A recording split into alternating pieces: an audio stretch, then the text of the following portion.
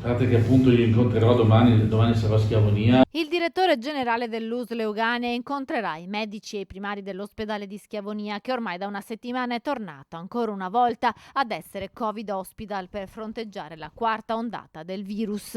I sanitari e i dipendenti di Schiavonia, attraverso la piattaforma change.org, hanno lanciato una petizione per mantenere aperto l'ospedale a tutte le patologie e garantire un servizio sanitario completo a tutti i pazienti Covid. Una lettera aperta al presidente del Veneto, Luca Zaia.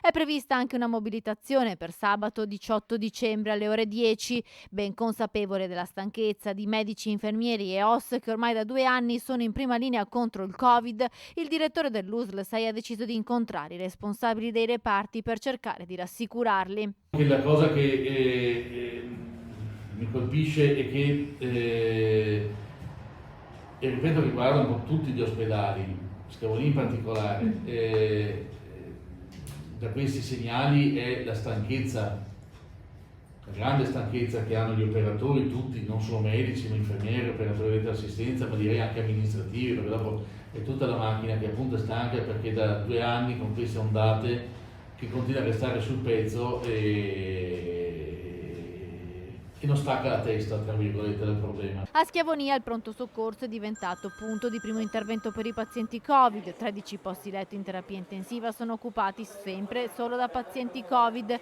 Gli interventi chirurgici sono stati sospesi, rimangono attivi solo il punto nascite, ostetricia, diabetologia, oncologia e psichiatria. Come hanno reso noto i primi cittadini della Bassa Padovana che nelle scorse ore hanno partecipato alla conferenza dei sindaci, l'USL ha già stipulato un accordo con Rovigo per il trasferimento dei pazienti non Covid negli ospedali rodigini più vicini.